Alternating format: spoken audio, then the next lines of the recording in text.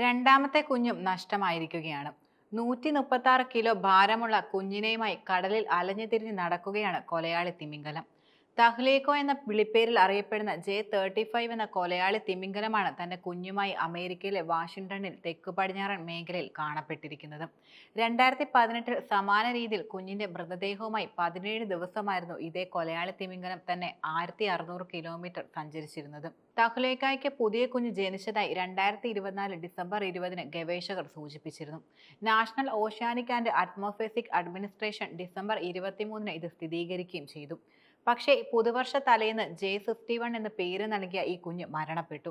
തുടർന്ന് അന്നു മുതൽ കുഞ്ഞിന്റെ മൃതദേഹവുമായി കടലിൽ വിവിധയിടങ്ങളിലായി തഹ്ലേയെ ഗവേഷകർ കണ്ടെത്തി. തുടക്കത്തിൽ മറ്റ് ചില കൊലയാളി തിമിംഗലങ്ങളെയും തഹ്ലേക്കൊപ്പം കാണുകയുണ്ടായി. എന്നാൽ നിലവിൽ കുഞ്ഞിന്റെ മൃതദേഹവുമായി തഹ്ലേക തനിച്ചാണ് സഞ്ചരിച്ചുകൊണ്ടിരുന്നത്. തലയുടെ മുൻഭാഗം കൊണ്ട് J-51 മൃതദേഹം ഊന്നിയാണ് തഹ്ലേക നീന്തി നടക്കുന്നത്. മൃതദേഹം കടലിലേക്ക് ഒഴുകി പോകുവാതിരിക്കാനുള്ള ശ്രമങ്ങളും തിമിംഗലം നടത്തുന്നതായിട്ടാണ് അന്തർദേശീയ മാധ്യമങ്ങളെല്ലാം തന്നെ റിപ്പോർട്ട് ചെയ്യുന്നത്. വടക്ക് കിഴക്കൻ പസഫിക് സമുദ്രത്തിലെ തെക്കൻ മേഖലയിലെ കൊലയാളി തിമിംഗലങ്ങളുടെ അംഗസംഖ്യ കുത്തനെ കുറയുന്നതിനെ അതീവ ആശങ്കയോടെയാണ് ഗവേഷകർ കാണുന്നത്. അമേരിക്കയിൽ തന്നെ ഏറ്റവും അപകടകരമായ രീതിയിൽ വംശനാശം നേരിടുന്ന തസ്തനി വിഭാഗത്തിൽ ഉൾപ്പെടുന്നവയാണ് ഈ കൊലയാളി തിമിംഗലങ്ങൾ. തഹ്ലേക വലിയ രീതിയിൽ ഭാരവുമായി നീന്തുന്നത് ഇതിന്റെ ഇരയെ തേടാനുള്ള കഴിവിനെ വരെ ബാധിക്കുമെന്നാണ് ഗവേഷകർ പ്രധാനമായും വിലയിരുത്തുന്നത്. 14 വയസ്സ് പ്രായമാണ് ഇതിനിപ്പോൾ ഉള്ളത്. സാധാരണഗതിയിൽ ഓരോ 5 വർഷം കൂടുമ്പോഴാണ് കൊലയാളി തിമിംഗലങ്ങൾ കുഞ്ഞിനെ ജന്മം നൽകുകയും ചെയ്യുന്നത്.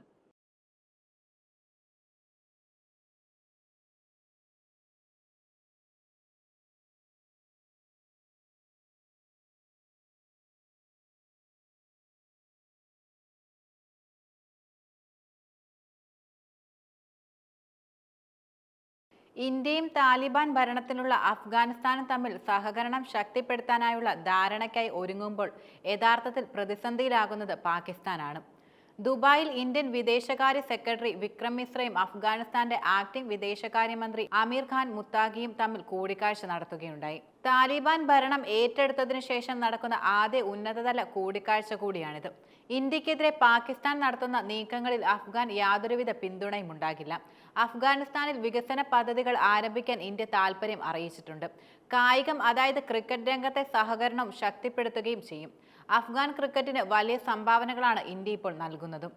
അഫ്ഗാൻ അഭയാർത്ഥികളെ പുനരധിവസിപ്പിക്കുന്നതിലും ഇന്ത്യ പിന്തുണ അറിയിക്കുകയുണ്ടായി. 800ഓളം അഫ്ഗാൻ അഭയാർത്ഥികളെ പാകിസ്ഥാൻ തടവിലാക്കിയെന്ന വാർത്തകൾ വന്ന് മണിക്കൂറുകൾക്കുള്ളിലായിരുന്നു നിർണായകമായ ഈ വാഗ്ദാനം. പാകിസ്ഥാനും അഫ്ഗാനിസ്ഥാനുമായുള്ള ബന്ധത്തെ ഇത് കൂടുതൽ വഷളാക്കുകയാണ് യഥാർത്ഥത്തിൽ ചെയ്തത്. അഫ്ഗാനെ കൂട്ടുപിടിച്ച് ഇന്ത്യക്കെതിരെ നീങ്ങാൻ ചൈന ശ്രമിക്കുന്നുവെന്ന തരത്തിൽ റിപ്പോർട്ടുകളുണ്ടായിരുന്നു. ഇതും തകർക്കുകയാണ് ഇന്ത്യയുടെ പ്രധാന ലക്ഷ്യം. ഇന്ത്യയുടെ സുരക്ഷാ ഉപദേഷ്ടാവായ അജിത് ഡോവലിന് അഫ്ഗാനിൽ നല്ല സ്വാധീനമാണ് നിലനിൽക്കുന്നത്. ഡോവലിന്റെ കൂടി നിർദ്ദേശപ്രകാരമായിരിക്കും ചർച്ചകൾ കൂടുതലും നടക്കുക. ഇതിലൂടെ തെക്കേ ഏഷ്യയിൽ ഇന്ത്യയുടെ കരുത്ത് വർദ്ധിക്കും. ചൈനയും ഇന്ത്യയുമായി അടുത്ത ബന്ധത്തിൽ നിലവിലാകുകയാണ്. കൂടാതെ ശ്രീലങ്കയും നല്ല ബന്ധത്തിലാണ്. എന്നാൽ ബംഗ്ലാദേശ് ഇടഞ്ഞു നിൽക്കുകയാണിപ്പോൾ. പട്ടാള ഭരണത്തിനെതിരെ ഇന്ത്യ എടുത്ത നിലപാടാണ് ഇതിന് പിന്നിലെ പ്രധാന കാരണം. പാകിസ്ഥാനും ബംഗ്ലാദേശിനുമെതിരെ ഇന്ത്യ കടുത്ത നടപടികൾ തുടരുകയും ചെയ്യും. വലിയ സഹായങ്ങളാണ് അഫ്ഗാൻ ഇന്ത്യ പ്രധാനമായും നൽകാൻ പോകുന്നത്. 50,000 ടൺ ഗോതമ്പും 300 ടൺ മരുന്നുകളും ഭൂകമ്പവുമായി ബന്ധപ്പെട്ട് 27 ടൺ ദുരിതാശ്വാസ സാമഗ്രികളും 40,000 ലിറ്റർ കീടനാശിനികളും 10 കോടി ഡോസ് പോളിയോ വാക്സിനുകളും 15 ലക്ഷം ഡോസ് കോവിഡ് വാക്സിനുകളും 11,000 ഹൈജീൻ കിറ്റുകളും 500 യൂണിറ്റ് തണുപ്പ് വസ്ത്രങ്ങൾ, അതുപോലെ 1.2 സ്റ്റേഷനറി കിറ്റ് എന്നിവ ഇന്ത്യ ഇതിനോടകം തന്നെ അഫ്ഗാനിസ്ഥാന് നൽകിയിട്ടുണ്ട്. വാണിജ്യ വ്യാപാര ഇടപാടുകൾക്കായി ഇറാനിലെ ചാബഹാർ തുറമുഖം കൂടുതലായി ഉപയോഗപ്പെടുത്താനുള്ള തീരുമാനം കൈക്കൊണ്ടു.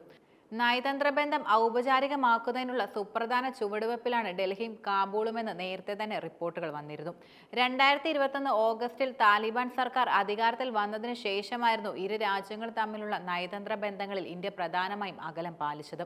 പക്ഷേ കാബൂളും ഡൽഹിയും അനൗപചാരികമായി ബന്ധം നിലനിർത്തുകയും വിവരങ്ങൾ കൈമാറുകയും ചെയ്തതായിട്ടാണ് റിപ്പോർട്ടുകൾ സൂചിപ്പിക്കുന്നത്. കുറച്ച് മാസങ്ങളായിട്ട് ഇന്ത്യൻ ഉദ്യോഗസ്ഥരുടെ ഒരു സാങ്കേതിക സംഘം കാബൂളിൽ പ്രവർത്തിക്കുകയും ചെയ്തു വരുന്നുണ്ട്. ഇന്ത്യ കേന്ദ്രീകരിച്ച് പ്രവർത്തിക്കുന്ന ലഷ്കർ, ജെയ്ഷ് തുടങ്ങിയ ഭീകര സംഘടനകളെ അഫ്ഗാനിസ്ഥാനിൽ പ്രവർത്തിക്കാനോ ഒളിക്കാനോ അനുവദിക്കില്ലെന്ന് കാബൂൾ വ്യക്തമാക്കുകയും ചെയ്തിരുന്നു. ഇത് ബന്ധം കൂടുതൽ ഊഷ്മളമാക്കി തീർത്തു. ദുബായിലെ രാജ്യങ്ങളുടെ കൂടിക്കാഴ്ചയിൽ സുപ്രധാന വിഷയങ്ങൾ ഏറെ ചർച്ചയായിരുന്നു. ഇരു രാജ്യങ്ങളും തമ്മിലുള്ള സഹകരണം ശക്തിപ്പെടുത്തുവാനും ചർച്ചയിൽ ധാരണയായിരുന്നു. 800ഓളം അഫ്ഗാൻ അഭയാർത്ഥികളെ പാകിസ്ഥാൻ തടവിലാക്കിയെന്ന വാർത്തകൾ വന്ന് മണിക്കൂറുകൾക്കുള്ളിലായിരുന്നു ഈ കൂടിക്കാഴ്ച നടന്നിരുന്നത്. അഫ്ഗാനിസ്ഥാനിലെ ജനങ്ങളുടെ ക്ഷേമത്തിനായി പ്രവർത്തിക്കുവാനും അഫ്ഗാനെ അകമഴിഞ്ഞ് സഹായിക്കുവാനും അഫ്ഗാൻ വിദേശകാര്യമന്ത്രി ഇന്ത്യയെ അഭിനന്ദിക്കുകയും നന്ദി അറിയിക്കുകയും ചെയ്തിരുന്നു. എന്നാൽ അഫ്ഗാൻ മേഖലയിലെ സുരക്ഷാ സ്ഥിതിയിൽ ഇന്ത്യ ആശങ്കയും പ്രകടിപ്പിച്ചു. ഇറാനിൽ ഇന്ത്യ വികസിപ്പിക്കുന്ന തുറമുഖത്തിന്റെ കാര്യത്തിലും നിർണായക ചർച്ച നടന്നതായി വിദേശകാര്യ മന്ത്രാലയം വ്യക്തമാക്കിയിരുന്നു.